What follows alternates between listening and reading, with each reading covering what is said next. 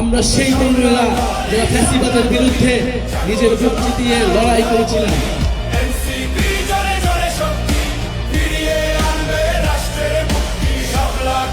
ত্রয়োদশ জাতীয় সংসদ নির্বাচনে জামাত নেতৃত্বাধীন 10 দলীয় নির্বাচনী ঐক্যের সবচেয়ে নবীন শরিক জাতীয় নাগরিক পার্টি এনসিপি এবারই প্রথম বড় পরীক্ষার মুখোমুখি।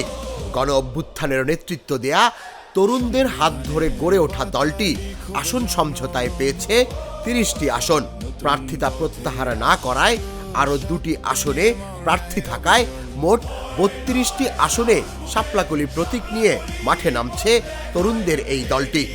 নবীন দল হলেও নির্বাচনকে তারা দেখছে রাজনৈতিক প্রতিষ্ঠার বড় সুযোগ হিসেবে। নতুন দিনের জাগরণী বলি দলীয় প্রার্থী ও জরিপ অনুযায়ী অন্তত 10 আসনে এনসিপির প্রার্থীদের হেভিওয়েট হিসেবে বিবেচনা করা হচ্ছে। ঢাকায় 3 আসন, ঢাকা 8, ঢাকা 11 ও ঢাকা 18 ঘিরে বিশেষ প্রত্যাশা রয়েছে। এসব আসনে এনসিপির প্রার্থীরা বিএনপির পরিচিত ও শক্ত প্রতিদ্বন্দ্বীদের মুখোমুখি হলেও জোটের সমর্থন ও গণ অভ্যুত্থানের আবেগকে পুঁজি করে জয়ী হওয়ার স্বপ্ন দেখছে দলটি।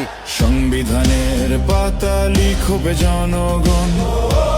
ঢাকার বাইরে রংপুর, কুমিল্লা, পঞ্চগড়, নোয়াখালী, নারায়ণগঞ্জ, কুড়িগ্রাম ও দিনাজপুরের 7টি আসনে এনসিপির প্রার্থীদের এগিয়ে রাখছে দলীয় হিসাব। কুমিল্লা 4 আসনে বিএনপির প্রার্থীর মনোনয়ন বাতিল এবং পঞ্চগড় 1 আসনে শক্ত প্রতিদ্বন্দ্বিতা, এই 2 ঘটনাই নির্বাচনী সমীকরণকে আরও জটিল করেছে। তবে জোটগত সমন্বয়ের ঘাটতি এনসিপির জন্য বড় চ্যালেঞ্জ হয়ে দাঁড়িয়েছে। কয়েকটি আসনে শরিক দলের প্রার্থীরা মনোনয়ন প্রত্যাহার না করায় ভোট ভাগ হওয়ার আশঙ্কা রয়েছে। তা সত্ত্বেও এনসিপি নেতাদের দাবি 8 থেকে 10 আসনে জয়ের সম্ভাবনা প্রবল। আরও কয়েকটি আসনেও হতে পারে চমক।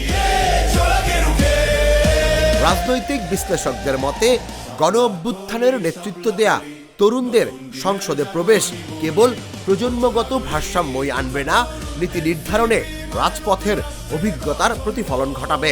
আরেকটা গণভোট, তাহলে গণভোটে হ্যাঁ অথবা নাই। আজ থেকে আনুষ্ঠানিক প্রচার শুরুর মধ্য দিয়ে সেই দাবিরই বাস্তব পরীক্ষা শুরু হলো। নতুন পথে রাষ্ট্র তুষার ইসলাম, জাগো নিউজ। অবিচল